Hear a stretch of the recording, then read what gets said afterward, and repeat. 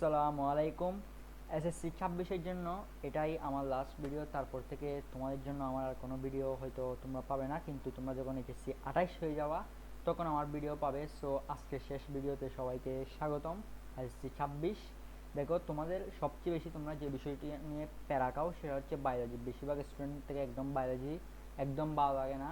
So শেষ এই last সময়ে এসে বায়োলজিতে যদি তুমি পরীক্ষায় কুপায় দিয়ে আসতে চাও তাহলে এই ভিডিওটা তোমার জন্য। এই ভিডিওতে আমি তোমাকে বায়োলজির এমন একটা দাগানো বই দিব যেটা বিগত 10 বছর অর্থাৎ এসএসসির যতগুলো প্রশ্ন আছে সবগুলো বিশ্লেষণ করে আমি এখানে ক ক এমসিকিউ সিকিউ চিত্র এবং কোনটা বেশি ইম্পর্টেন্ট একটা চ্যাপ্টার মনে করো অধ্যায় 2। তোমরা অনেকে কঠিন লাগে অধ্যায় 2, অনেকে স্কিপ করো, এটা তোমার সিলেবাস আছে কিনা সেটাও জানি না।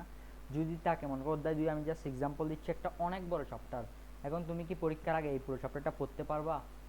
উত্তর অবশ্যই পড়তে পারবে না। সো এটার জন্য কি আছে, এটার জন্য আমি অ্যানালাইসিস করে এখানে বের করছি যে টপিকগুলো সবচেয়ে বেশি পরীক্ষায় আসে এবং যে এই অধ্যায়ের মধ্যে যে লাইনগুলো সবচেয়ে বেশি এমসিকিউ এর জন্য ক এই জন্য ইম্পর্টেন্ট এবং চিত্রগুলো ইম্পর্টেন্ট সেগুলো আমি আলাদা করে দাগাই দিছি। সো দেখো, মনে করো অধ্যায় এক জীবন পাঠ, জাস্ট এটা দিয়ে আমি শুরু করলেই তোমরা দেখতে পাবা। সো এখানে দেখো, জীব আছে যা উদ্ভিদ বা প্রাণী কোনটি নয়, এটার বেশিরভাগ উদাহরণগুলা মনে করো ব্যাকটেরিয়া ছত্রাক, তোমাকে বলবে যে নিচের কোনটি জীব। সেখানে তোমাকে মনে করো তিনটা দিয়ে দিচ্ছে যেগুলো জীব না, এবং দিয়ে দিচ্ছে তারপর দিয়ে দিচ্ছে কি ব্যাকটেরিয়া, তোমার থেকে আনসার দেবে ব্যাকটেরিয়া এগুলা। তারপর দেখো ভৌত জীববিজ্ঞান এগুলো সবচেয়ে বেশি এমসিকিউ আসে, সবচেয়ে বেশি। মনে করো অধ্যায়টা তুমি সিকিউর জন্য পড়লে না, হ্যাঁ যদি সিলেবাস থেকে থাকে, হ্যাঁ যদি এটা সিলেবাস থেকে থাকে মনে করো তুমি এটা সিকিউর জন্য পড়লে না, তোমার থেকে তো এমসিকিউর জন্য পড়তে হবে। সো এমসিকিউর জন্য কিন্তু এই আমি যে বিষয়গুলো দেখাই দিচ্ছি এখানে সবচেয়ে বেশি ইম্পর্টেন্ট, কারণ এই অধ্যায়ও কিন্তু অনেক বড় একটা চ্যাপ্টার এই।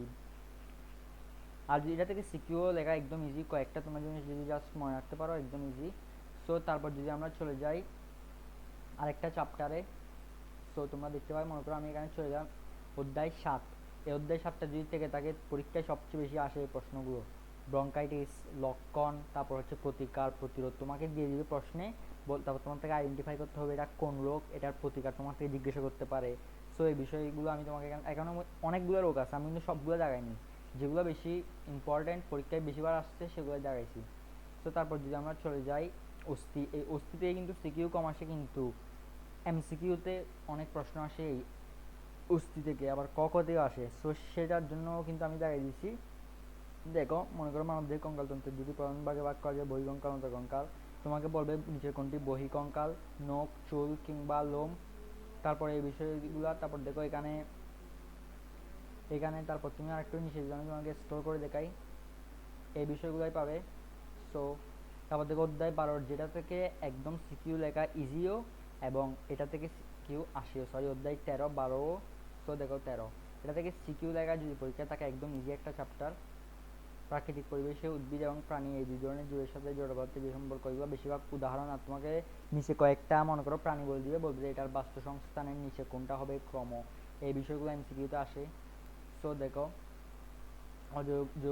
ও এই বিভাগ ব্যাখ্যা জৈব বস্তু ভৌত উপাদান জীবজ উপাদান।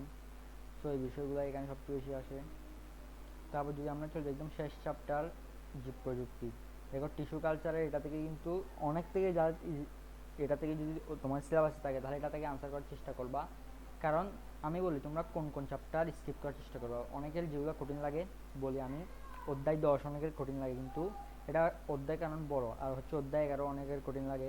আবার অনেকের অধ্যায় 2টা কঠিন লাগে, তোমরা চাইলে অধ্যায় 2টা স্কিপ করতে পারো। এটাতে কিন্তু অনেক অনেক ইনফরমেশন এবং এটা থেকে সিকিউ কিন্তু প্রত্যেকবার আসে। সো তারপর দেখো অধ্যায় 10 এখানে এমসিকিউ যেগুলো আছে, এই মনে করো থাইরয়েড গ্রন্থি এখান থেকে কী নিঃসরণ হয়, কোন হরমোন নিঃসরণ হয়, এমসিকিউগুলো প্রচুর আসে প্রচুর। সো তো এতটুকুই ছিল ভিডিও তোমাদের সাথে। এই ভিডিওর পর তো আর দেখা হবে না। তো যা যা এখন চ্যানেলটা সাবস্ক্রাইব করনি চ্যানেলটা সাবস্ক্রাইব করে দাও। আর দেখা হবে তোমাদের সাথে এইচএসসি 28 রূপে দেখা হবে ইনশাল্লাহ। তোমাদের সাথে একটা বেস্ট সময় কাটছে।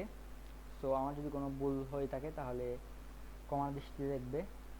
আসসালামু আলাইকুম, দেখা হচ্ছে অন্য কোনো ভিডিওতে। এইচএসসি 28 ইনশাল্লাহ তোমাদের সবার জন্য দোয়া রইল, তোমরা সবাই যাতে তোমাদের একটা বেস্ট রেজাল্ট করতে পারো, তোমাদের নিজেদের মনের ইচ্ছা পূরণ করতে পারো, এতটুকুই ইয়া থাকবে। আর যদি মনে করো অনেকে খারাপও, অনেকের কি খারাপ করে সেটা আমি চাইবো না, কিন্তু অনেকে খারাপও করতে পারে, কিন্তু খারাপ করলে এই যে এসএসসি রেজাল্ট খারাপ করলে যে সবগুলা শেষ এরকম কোনো কিছু না। অনেকে এসএসসিতে খারাপ করে এইচএসসিতে গিয়ে আরও বেশি কামব্যাক দিয়ে এইচএসসিতে আরও এগিয়ে যায়, এরকমও আছে। সো এগুলো নিয়ে এত প্যারা নিয়ে কোনো চিন্তা করতে হবে না। আগে যে পরীক্ষাগুলো অনেকের খারাপ হয়েছে, অনেকের ভালো হয়েছে, যাদের খারাপ হয়েছে তারা এই পরীক্ষার আগে এগুলো ভাববে না, এটা তুমি আল্লাহর উপর ভরসা রাখবে যে আল্লাহ ভালো করবে। তো তুমি যা লেখছো তোমার নিজের উপর কনফিডেন্স রাখবে যে আমি পারবো এবং আমি হবে, এটা হবেই। সো এই পরীক্ষাটা ভালো করে দাও, শেষ ভালো যাওয়ার সব ভালো। সো অধ্যায় যেগুলো আছে সেখান থেকে আমি জাস্ট টপিকগুলো দিয়ে দিলাম, এবং এমসিকিউ ক সিকিউ সব কমন পাবে এই পিডিএফটা পড়লে। সো তাড়াতাড়ি কয়েকবার পড়ে ফেলো। জাস্ট প্রথমে তুমি ভাগ ভাগ করে পড়বে। মনে করো তুমি একটা অধ্যায় ধরছো, সেটার জন্য তুমি সিকিউ এমসিকিউ ক সব কভার করে ফেলবে, এভাবে করে পড়বে। আর যেগুলো সিকিউর জন্য ইম্পর্টেন্ট সেগুলো তুমি যে অধ্যায়গুলো থেকে সিকিউ লিখবে, মনে করো তোমার থেকে সিকিউ লিখতে হবে 5টা অধ্যায়, যদি বেশি থাকে তোমার থেকে সেগুলো করে ফেললে, মনে করো তুমি যে অধ্যায় থেকে লিখবে জাস্ট সেই অধ্যায়ের টপিকগুলো। আর চিত্র গতে অবশ্যই চিত্র দেওয়ার চেষ্টা করবে, এটা তোমাকে অন্যদের থেকে আলাদা করবে। সো এতটুকুই ছিল। আসসালামু আলাইকুম।